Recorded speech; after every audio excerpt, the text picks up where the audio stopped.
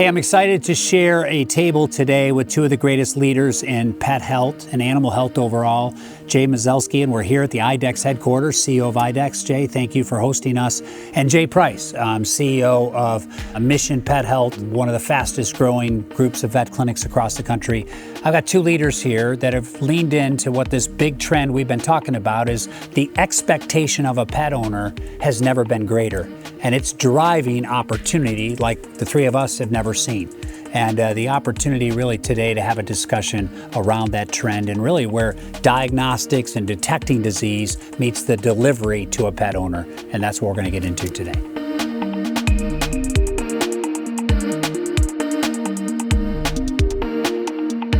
Hey, thank you for the opportunity. I'm sitting with two of maybe the greatest leaders of creating pet health value over the last 10 years with the CEO of IDEXX as well as the CEO of Mission Pet Health. And I think it's really pretty cool to see kind of the conversion of the diagnostics and the detection and all the sophistication inside a clinic that IDEXX brings to the delivery to the pet owner with you, Jay, and what you do at Mission Health. So, I was at a conference yesterday, I think I was telling you guys, and everyone said, why are you so bullish? I've been interviewing a lot of other CEOs, and as you look at the next 10 years, there's this, pretty dynamic, crazy world that we're headed into. But I think we all believe that the opportunities in pet health have, never been, greater in the past, but also greater as we look forward. And I'd love to just start maybe by hearing a little bit about what you're building in your companies, IDEXX and Mission Pet Health, and what's your vision. Not everybody maybe knows as much about the two companies, and I'd love to just get a little bit of, every CEO has kind of a little bit of their story right now. Where are you? Maybe Jay, you sure, start love to, with IDEXX. love and to thank start. you for hosting us here at the headquarters of IDEXX. Well, thank you. It is a fabulous time to be in the industry and supporting the profession. We love our pets. We love our pets everywhere we live, really throughout the world. Yeah. And I think as pet owners, we want the very best care.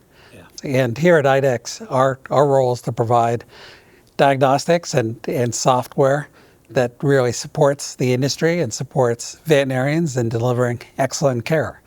And we invest heavily in that mission from an innovation standpoint, and every day wake up with the spring in our step and figuring out what's that next test that can uncover some unknown disease or help provide clinical insights that guide care. So it is a great time to be in the industry. Yeah. And as that goes into the clinic, maybe a little bit, you've done an awful lot here recently with Mission Pet Health, and tell a little bit about where the company is in your vision. Yeah, I mean, it's, we were very fortunate when we started this 11 years ago, and I started working in a clinic when I was 13 years old. So I've seen animal health come full circle in a variety of ways here over the last, really, for me, over 30 years. Today we have, over 950 locations across the U.S., and it's a variety of different locations. Primarily those are general practice, and so, we feel like we are kind of first movers there and seeing what's going on inside the hospitals, and primarily from what client expectations are. Yeah. And then, we view our primary role as to support our hospitals. I mean, we're there to support them. We're there to support the doctors and really unlock enablement and give them the tools and resources to provide, value and tremendous care to the patients that come in there every single day. And that's a lot more difficult than it was, 10 years ago and even 20 years ago. Yeah. There's been a ton of innovation, a ton of change, and it's even increasingly harder to be able to meet client demands and expectations, and they should have those demands and expectations of us. Moments matter, and there's moments that shape us. Whether it was, you just highlighted a little bit of some things in the past, but give me a moment that really shaped you as a leader, maybe drew you into this industry, a time in your leadership journey that really shaped who you are. Maybe I'll start with you, Jay, because I know the veterinary practice. You shared the story. You went and visited a clinic yesterday and decided to just jump in and do a surgery while you were there. I know you really have a passion for the profession. Give me a moment that shaped you to head down the path that you're at today. Yeah, I mean, it's. I think I'm not unique in this, and that I've wanted to be a vet for as long as I can remember. So I've spent a ton of time growing up on my grandparents' farm, and it was just the environment that I grew up in, and it's what I always wanted to be. So I've got two boys now that are 15 and 13, and they have no idea what they want to be when they grow up. But I was very fortunate to know really early on that that's really what I wanted to be, and was able to pursue that the entire time. And so it's been great as far as what I've seen from influence and everything else. I think my primary influence has always been I became a clinic owner really early on, way earlier than I ever anticipated and expected to be, and was very fortunate to do that. And then the people that I worked with in that hospital, my original hospital, they were like my family. And when I say that, is like I can still remember every single one of them. The first kennel attendant I ever had, I put her through tech school. She became a hospital manager. The first person I ever wrote a recommendation to vet school, she now works for us and is a hospital leader in one of our hospitals in Florida. And so you just see the growth and development that is there for those people. And veterinary medicine has had a lot of turnover from the support staff and everything else. And how do we make this a sustainable profession? And it's really important that we enable that and really give those people that. So, and what drives you? What drives me is if you've ever been inside a hospital and if you've ever walked into an exam room and delivered care, that's it. I mean, it's, there's a bunch of challenges, and it's hard to go from one exam room where you're seeing a puppy and a kitten to another exam room and you're doing a euthanasia. And you have to flip that switch pretty dang quick.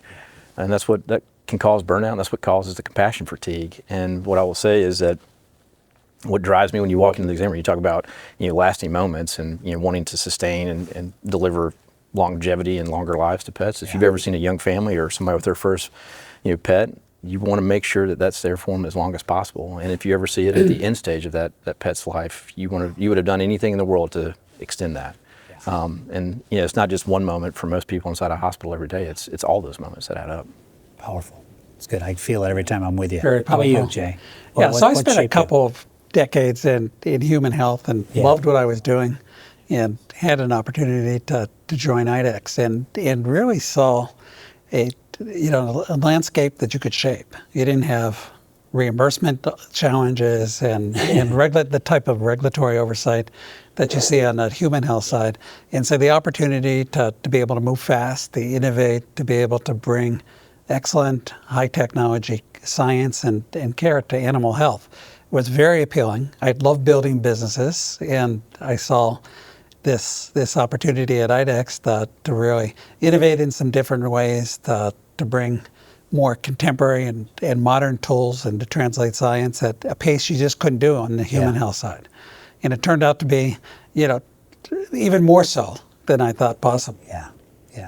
Well, maybe that's a nice segue. Matthew McConaughey wrote a book, Green Lights, whatever, and he'd always say the titles were bumper stickers. Say, what's your bumper sticker right now as you look at our industry? And there's a lot of differing perspectives right now on pet health.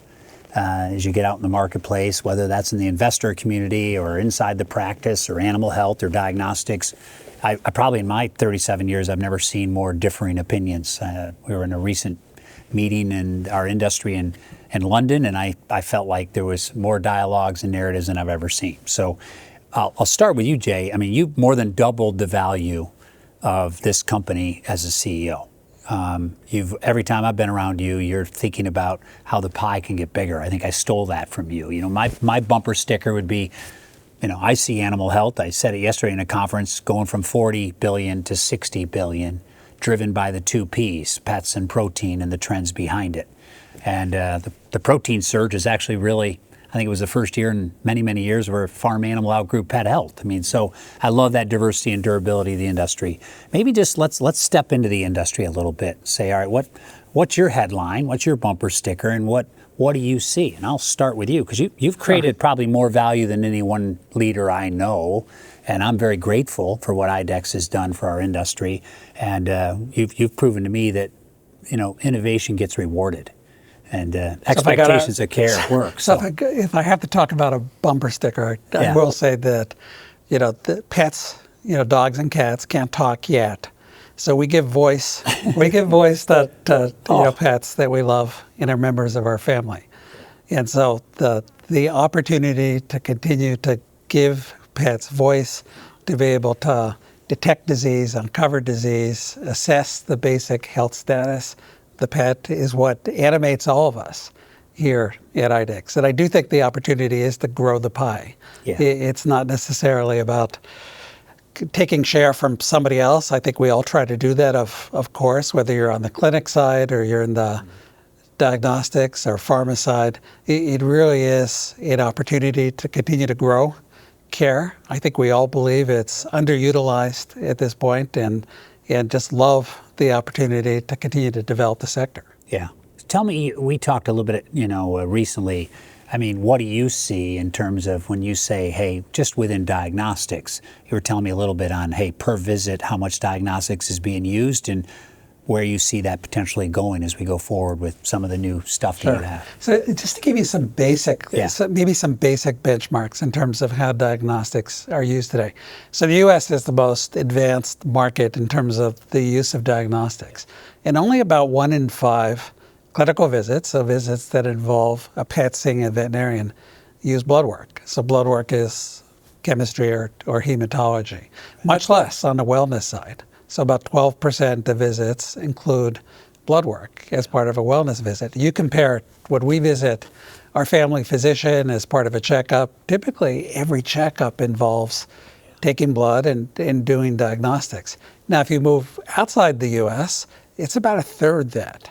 So it's really under-indexed. The opportunity is very sizable and still in front of us. And so that involves awareness and education and ultimately a change journey on the part of veterinarians to think about the use of diagnostics and care differently than they do today. Yep. So lots of room to grow. Lots of room. And I always say market growth's a lot better than market share growth. We like both, but it's a lot more fun when the and here's why it's good for the industry. Water line's climbing, right? You can't treat unless you first diagnose. Yeah. You can't manage chronic disease unless you're diagnosing. You can't assess whether the patient is healthy and what that baseline health status is unless you diagnose. So the ability to diagnose drives about 80% of the activity, directly and indirectly, within the practice. It's just a phenomenal opportunity for the industry as a whole. Yeah, I mean, you open up for us oncology, CKD, diabetes. For example, because, right? a lot of examples. You're creating markets that, as you say, we don't know how big they are until they're detected and we see a common. So, tapeworms. I mean, we've had many here. So. Many examples, Yeah, it's good. So maybe we shift. If we got animal health, diagnostics, the space, as we look at the whole pie, the vet clinic has changed more in the last 10 years than, I don't know, and definitely in my 40 years or so. What do you see what's your bumper sticker and what do you see for the forward looking? On the bumper sticker side of it, to keep it short and sweet and compactive, I mean, I think where we are today and where we're going is way more personalized and predictive. And so, not only from a diagnostics, but how we tailor therapeutics, predicated on what we diagnose. I mean, every time a pet comes in, we're faced with a decision for the most part, and critical decisions need information, and the way you make the best decision and the way you put that decision into action is to get information, and diagnostics deliver that information in order to allow us to make better decisions. And so when you start to put all those pieces together and align that, especially from where you're coming from on the therapeutic side of it, right? You start to put all those pieces interlocking together, and then that's where you really get into way more personalized care. And I don't think, I mean, back to your point, 1 in 5 pets are getting true diagnostics. We don't truly know the magnitude of disease spectrum that's out there in the U.S. as far as pets go. We can't really quantify it. We have assumptions that we make. Yeah. I was talking to somebody. This is a big deal. Yeah, I was talking to somebody the other day in the industry, and they said, "Hey, well, we're thinking about coming up with this therapeutic, and it's a relatively rare condition." And I said, "Well, I'm going to stop you there and tell you that you don't really know how rare that condition is, and I think it's probably way more prevalent than we actually think, because we've always based things on." Hey, well, what we've seen, and if only 20% of the pets are getting diagnostics, and we're not really quantifying that in the practice management software like we do on the EMR side. So as much you're saying, hey, that human health was tough for all the regulatory reasons and everything else.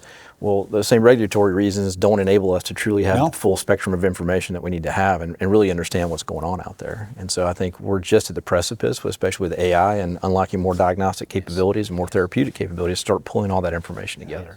So I'm sure having you two in the same table, I got to ask the question. So what is out there that is maybe perceived as being small, but you two, if you had to make a bet that's bigger than people think, what's the bigger problem out there that is maybe misunderstood or not being looked at in the full spectrum? I'd love to take a bet at that. Yeah. I think cancer and cancer screening is an enormous opportunity. We've spent a lot of time as a company talking about that. I think everybody recognizes who's had a dog that cancer is quite prevalent. And about 1 in 4 dogs through their lifespan will get cancer. The challenge is when you detect it, when you clinically detect it and it's visible, it's quite late, stage 3, stage 4, and you're just not able to do as much as you'd like to be able to do.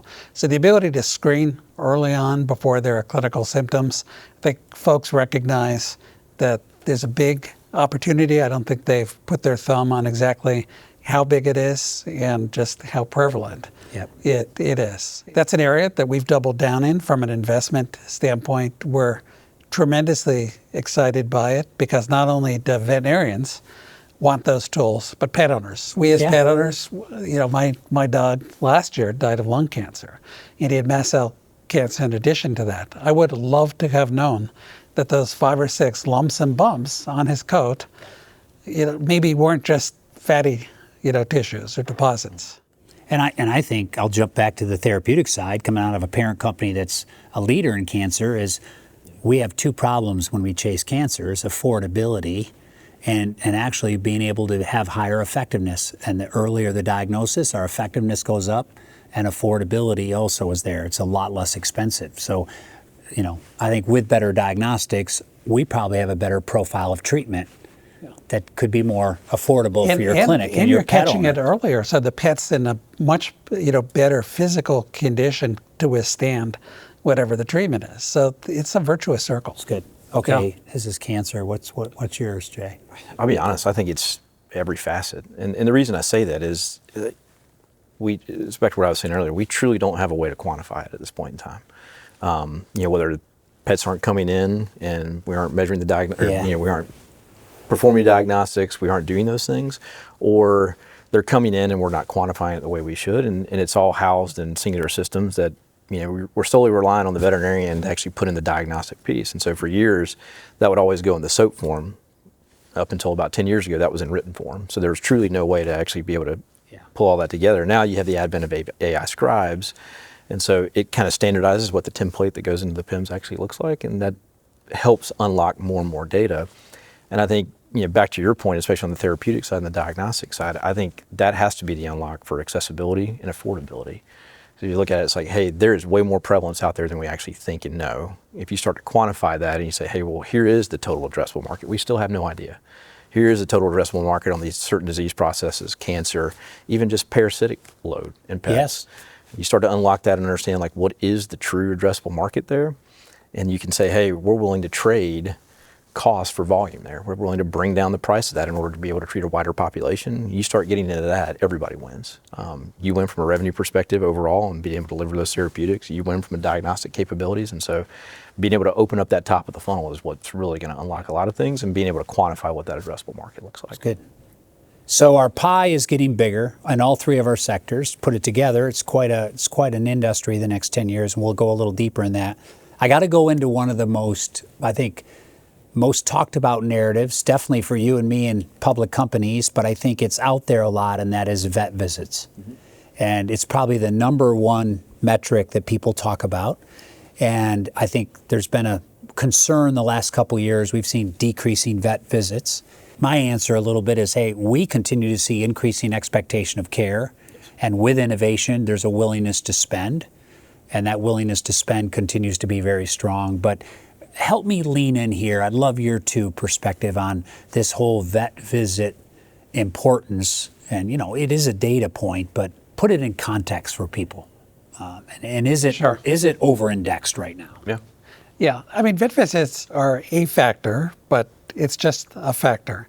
What I would say is, if you take a look at the number of pets that were adopted during the pandemic, I think in the U.S. it's like 22, 23 million pets over that 3-year period. Yeah. And these pets are aging.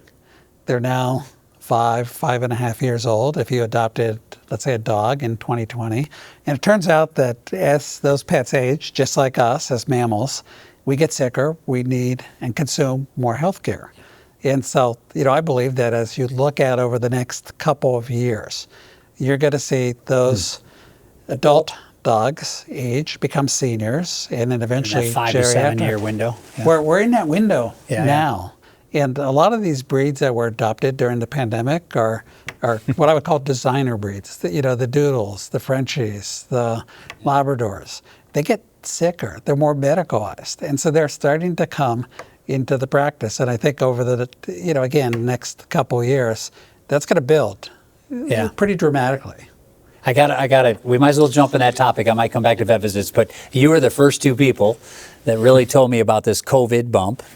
And put that number in perspective. And then I want to come to you, Jay, because I know you have an opinion on this too, and you're seeing it. So I want to, how big was that number during COVID? Because some people say, well, the denominator, it wasn't that, but were that many added? Yeah, it was enormous. If you take a look at pre-pandemic, typically there's a net 1% adoption of pets on an annual basis.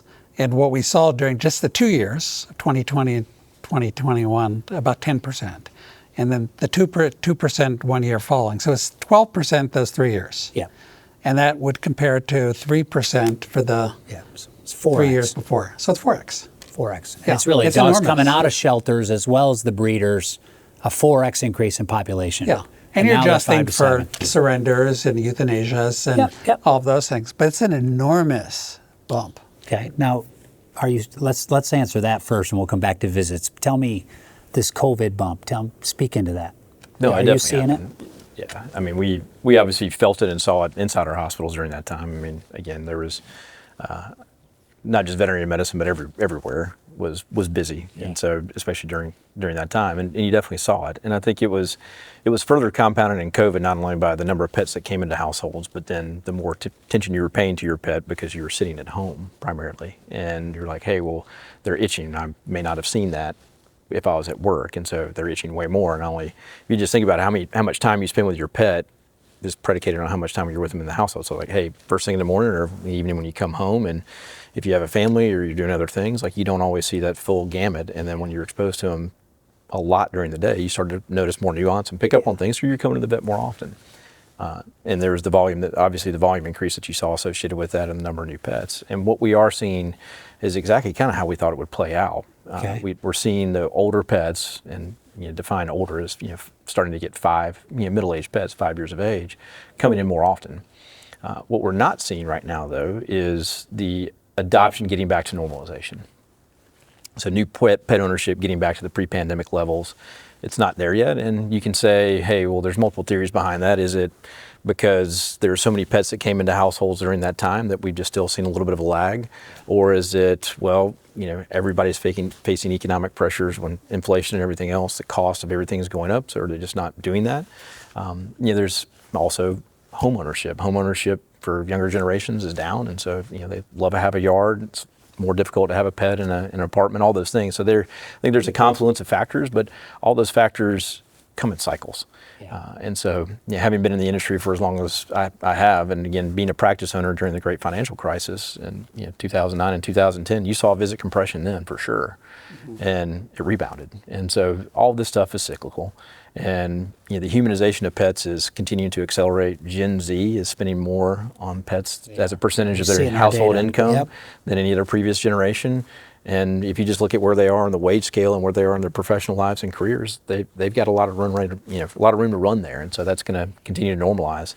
I think we'll get back to some sense of normalcy, hopefully in the relatively near future, and everything will get back to the way it was. And it's going to be further compounded, though, because of that increased population that came into households and the higher acuity that they're going to need for sure. Yeah. Jeff, the other thing that I think is very important is the quality of the visits. Yeah. And when pets do come into the practice, they're spending more. They want more comprehensive care. And we see that in the diagnostics data. And track, of course, the frequency, but the utilization of diagnostics and the utilization of medicines and just the type of care that these pets are getting. Pet owners want excellent health care for their, what they consider to be members of their family. Tell me the comment you told me the other day about, or earlier, the cat versus the dog, the dynamic you're seeing with cat owners and dog owners. I mean, there's been we haven't spent a lot of time on the cat market. We have the products, but it's always been known as a smaller market. They don't come to the vet as much, and it's hard to reach. But what are you seeing change on the feline side? Well, I've experienced this personally, because last year I was a dog and cat owner, and now we're a 2-cat family. And so what I was mentioning was that the invoices between what you spend on cats and dogs have begun to converge. It used to be a little less expensive to bring your cat into the veterinarian, and I think what I've experienced and what we've seen just through the PIMS data is it's beginning to get much closer. Not with the dogs getting smaller, but the cat spend is getting bigger. They're getting more comprehensive care, which is great. And, I hear, the fear-free clinics and the worry. How do you see the cat market? And you've shared a couple thoughts, too, on the longer wellness programs, et cetera. Yeah, no, I mean, the cat market share is absolutely growing. I mean, historically, it's been almost an 80-20 split between the amount of revenue that comes from dogs relative to cats, and that's getting a little bit, I mean, again, we're still a long way away from a 50-50 split, but cat ownership is continue to increase, whereas you've seen canine ownership or dog ownership here, especially larger breeds over the last couple of years, kind of flatline out and even dip a little bit. I think in large part because people are making the assumption that cats are less expensive to own. They're lower maintenance. Anybody who's ever had a cat will tell you cats are a superior species to what they think they are to us. My cat thinks he runs the household, or I have two cats actually. One of them is a younger male cat. His name is Randy Travis. Yeah, made a negotiation with my kid a couple years ago. So we had lost a cat. I love it. They said, "Hey, we got to get another one." And I said, "I'm really busy right now. I don't know how to have time to get a kitten, but I'll get a kitten if I get naming rights." And so we named Randy Travis. But anyway, he, their needs are as equal, and they're just way better at hiding disease. And they're just a vastly different species than dogs when it comes to that stuff. And so they're actually, if you can get them into the hospital, if you can get them into the clinic, doing diagnostics on them from a predictability standpoint and getting a baseline and then tracking that over the lifetime of that pet, you can start to unlock a lot of things. Recent study just came out just on kidney disease. I know, diagnosing kidney disease early, changing diet early on that increases the longevity of it. And so the sooner we can get them in, the more of a baseline we can get, the more predictability we can get on that, and the more you can tailorize personalized care. Our models will say CKD in cats may be the next big market if it's diagnosed right and you get the cat owner into the clinic. For us, there's targets we're chasing. This may be one of our next biggest markets. But that's a great example of growing the pie. You diagnose in cats chronic kidney disease early. You're able to intervene with specialty diets or treat them therapeutically. There's a pet food market here. They live longer, and we as pet owners love the fact that they live longer, but they're going to use more care through their life stages. It's just I think it's a wonderful example of this multiplier impact of how the whole industry benefits. Yeah, it's really good. I can't let you off the hook. I just need to, what is Jay Price's perspective on vet visits? If you sat with me with 5 stock analysts that say this is scaring me to death, and I know you got a bigger strategy, but just give me your simple answer to that. No, I mean, again, having been in this as long as I have, we're just in a cycle. And so from a veterinary visit standpoint, this will change. And the reality of it is, I mean, our hospitals in general have not had declining visits. And so, especially when you start to pull in the other unlocks that you have at your disposal, as far as some of the shifting stuff from a therapeutic standpoint outside of the hospital, how are you delivering care from a convenience standpoint to clients and delivering their therapeutics and drugs, especially for chronic medications at home, and just from an auto ship perspective, you start pulling all that stuff in, they're dang sure not declining. On the clinical side of it, they are a little compressed right now, but what I will also say is if you're delivering care and you're demonstrating value to your clients, they're going to keep coming back inside the hospital. And that's the big thing about it. We haven't seen declining visits in our hospitals. They've definitely ticked down to a little more of a muted level than what we saw even coming into the pandemic. Again, highly cyclical, and it will come back. What's the biggest change the last 10 years? If I take a pet owner and say 10 years ago to now? And that's just picking up on this longer lifespan. That's one of the things I think we should be most proud of as an industry. If you take a look at over the last 15 years, the average cat and dog is living 2 years longer. And that's in a single generational lifespan of a cat or dog. That's never happened before. Now, there's some things, that maybe people aren't letting cats out as much, so they're safer, or there's been a shift to smaller breeds, dogs, and that they tend to live longer. But a lot of it's the result of more innovation in the pharma and specialty diet and diagnostic space, and better care that they're getting, driven by pet owners. They want better care. They expect that. And to Jay's point, what we've seen, at least in our software business with like our pet owner engagement applications, Velo, is they want to engage. They want to be part. They want to partner with the veterinarian and with the technology that's used, and they want to understand the underlying disease and what the options are and how they can provide care outside of the veterinary practice. They see themselves as part of the solution. Yeah. So maybe next 10 years, two sides of it. What excites you the most and what concerns you? What could we get wrong? But I mean, as you look at this, I agree. I mean, we're not only seeing expectation of care and launching the innovation we've launched, the willingness to spend, if it's innovative, if it's differentiated, over other things in that share a wallet. That's right. You know what I mean? So pets are right up there at the top to actually, I'll spend here before it's food and pets. They're kind of top and other things fall off, even their own care. One research study we just recently did is they'll spend more on their pet and be open to it more than even maybe their own health care. But it's back to a lot of the things we've already talked about, and I think it's technology and data unlocks, and how that is leveraged from a speed standpoint, not only on clinical research, to really understand what is out there ahead of us from a diagnostic standpoint, clinical research standpoint, to start quantifying the true amount of disease that's out there to be able to deliver that and address it. Go down the AI path. I mean, my wife the other night said, well, this is what Claude told me about what's happening with my lab, and I said, oh boy, here we go, but let's just talk about AI. There's a couple unlocks we see in the pipeline. I mean, that first third of the pipeline, we might be able to cut the speed in half and double the candidates. Yeah. And we also, everyone's worried about animal research. There's going to be a lot more data that we're going to be able to simplify and get to the right target and cut the amount of animal research down significantly. Those are a couple big unlocks that I can put millions of dollars against in terms of productivity. If you look in your spaces, AI, where's the opportunity and where's the watch out? I mean, we use it from a scribing standpoint. A lot of the things we do on the back end from a resource standpoint and building our data models are heavily reliant on AI. Yeah, I think AI is going to change just about everything in veterinary medicine.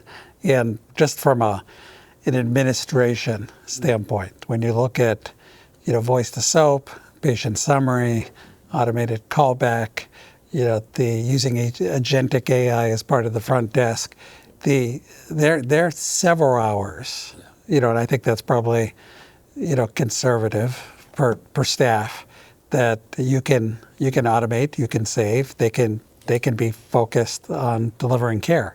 The second piece is the way we think about it as part of our embedded equipment, whether it's helping to read radiograph images, whether it's part of our in-view cell cytology system, the ability to apply AI and at very high performance levels that produce very consistent, accurate results enables what Jay was speaking to earlier, which is this access at potentially much lower cost levels. What we were discussing earlier, the third area is this notion of patient registries, to be able to understand, just to use the cancer example again, but to understand that for a specific cancer in a breed with an age and medical history, that the most efficacious path may be surgery and an oral chemotherapy agent, and you get a much better outcome than just doing chemotherapy alone. But it may differ a bit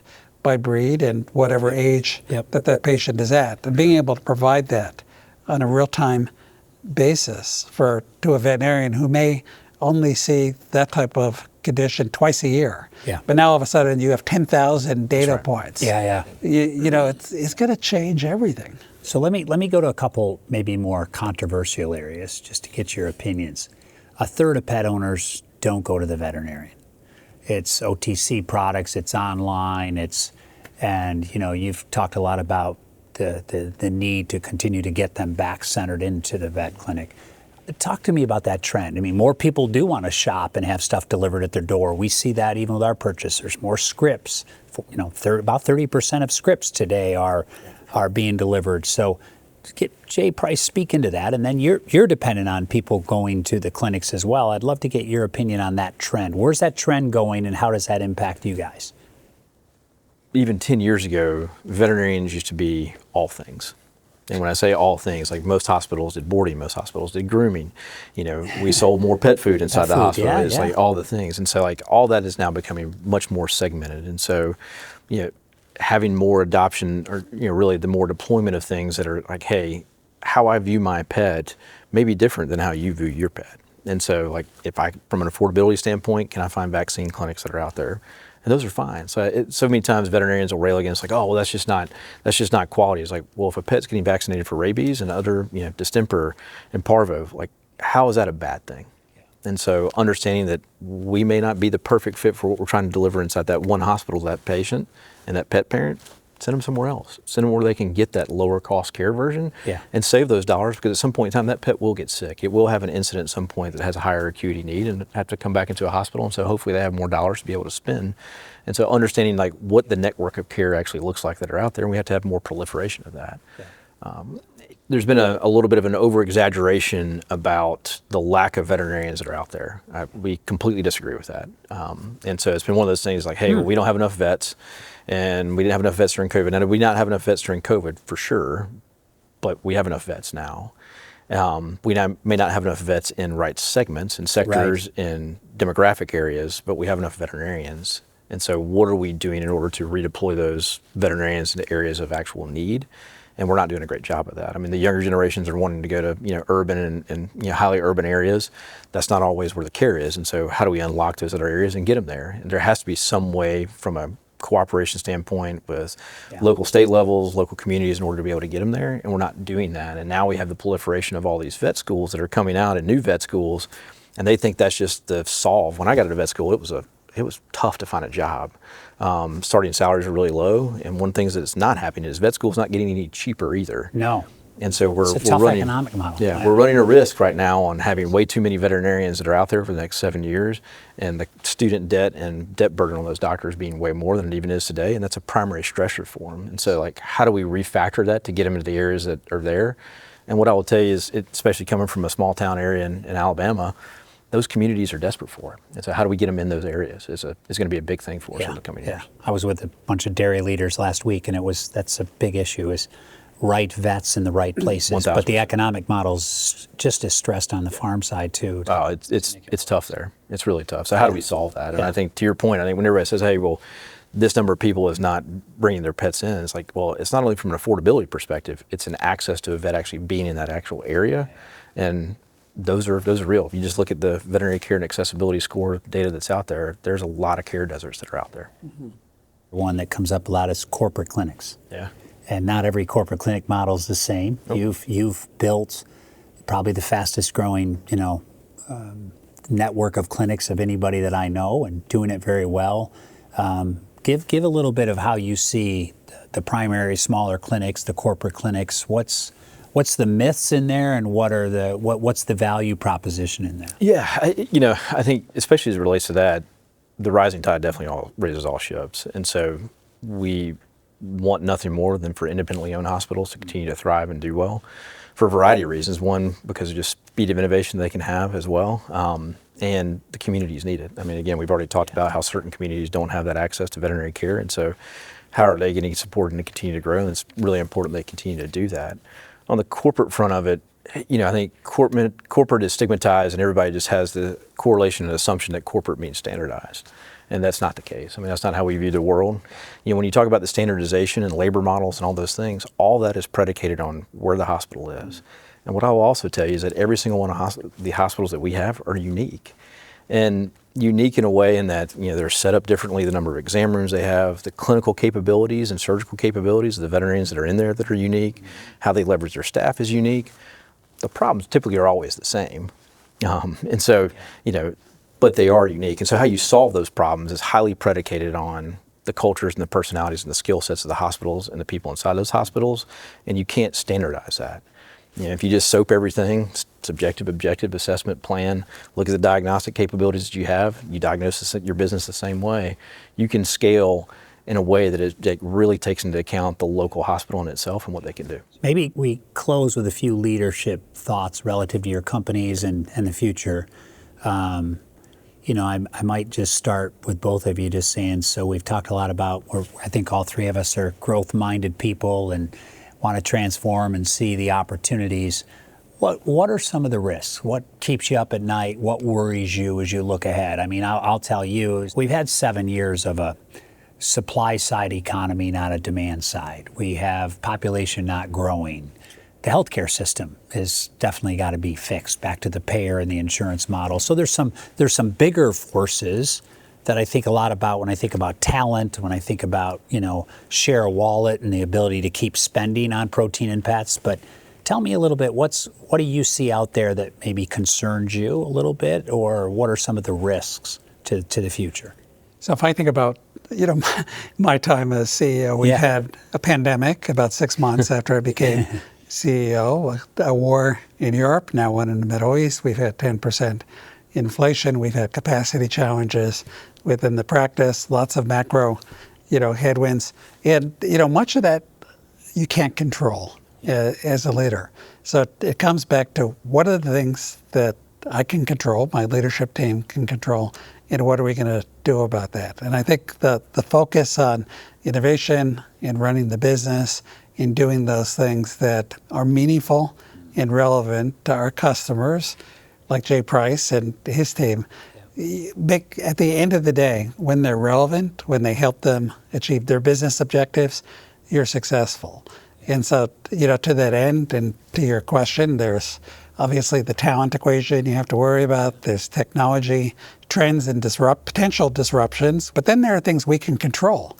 We control innovation and execution of innovation. We can control making the culture in the place we all work a great place so that people want to stay here and do their best work.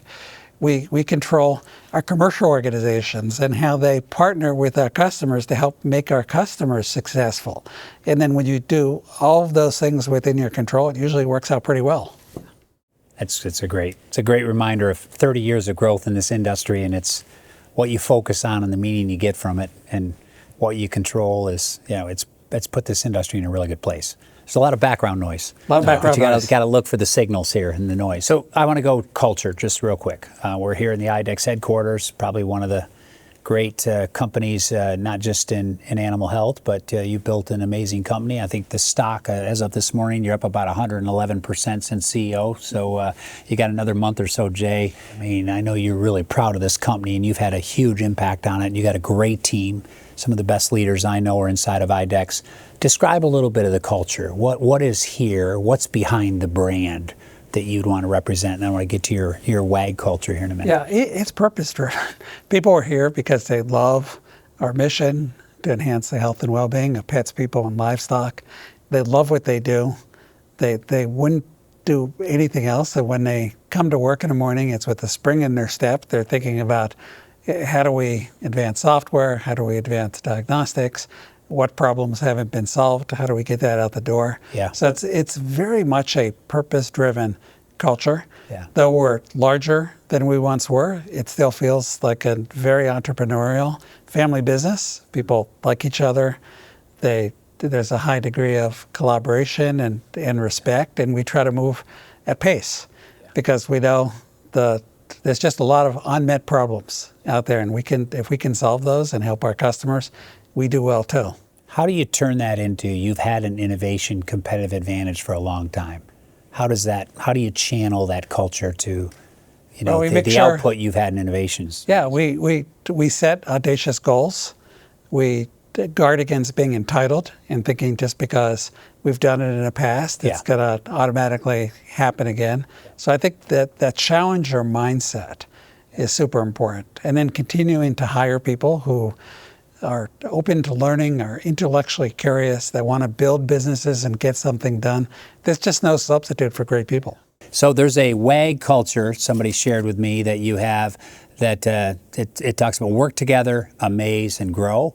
You've converted two of the largest national groups of clinics together, SVP, MVP, and you've tell me about culture to you, because you have something that's a lot more difficult to create a culture. Yeah, but that's the fun part. Yeah. No, my original hospital, again, it was a relatively rudimentary saying that we always had in the hospital. It was like nobody was too good to pick up poop.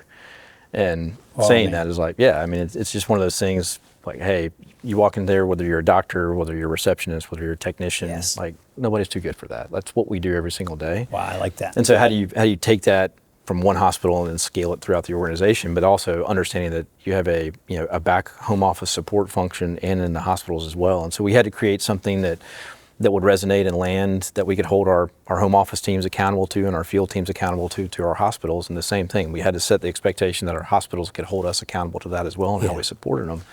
And so everything is dual purpose and meaning. So work together, expect our hospitals to work together, expect everybody in the hospital to work together, but also expect our home office folks and our support functions to work together with our hospitals. We expect them to amaze those hospitals with the level of support that's provided. Same thing for our hospitals. We expect them to amaze the clients that walk through every day. And then grow is probably the most key dual purpose part of it.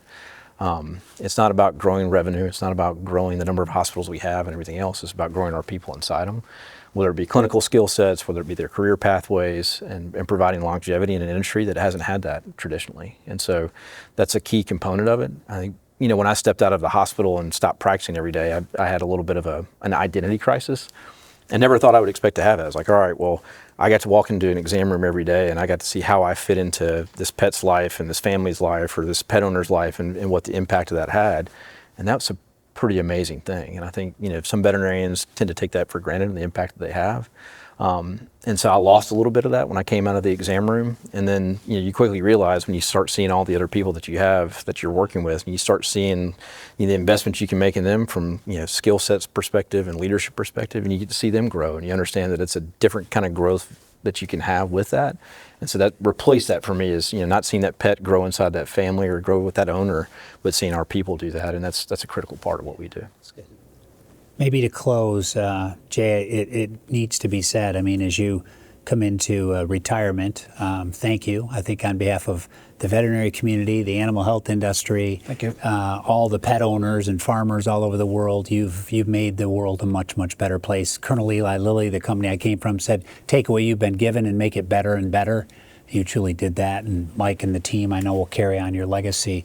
I'd love you to just share if there's one piece of advice to industry leaders, to even just all the leaders listening in, what advice would you pass to all the listeners here? Yeah, well, thank you for those kind words. It hasn't been about me. It's really about the company and the organization and the culture. We really think about collectively as a team what we can accomplish. And I think there's a focus on building a great business and sustaining that business and continuing to challenge ourselves. And I think it's just embedded as part of the culture. And that requires, I think, a lot of intellectual curiosity and learning mindset and that challenger mentality that I spoke to earlier. And I think when you do that and you focus on solving customer problems, things work out. And this is a pie that's growing. And I think if we focus on the size of the pie and growing that pie, we're all going to benefit. Yeah, it's good. Well, a good way to segue. Thank you. I've learned a lot from you too. You've made me a better leader, both you, Jay, and thanks for making our industry so special and in such a growth mode. And the ability to impact lives around the world's never been bigger in animal health and pet health. So thank you to both Thank you, of Joe. you. Yeah. Thanks for the opportunity. I appreciate it. Absolutely. Thank you. Thank you. Thank you. Congrats. Thank you.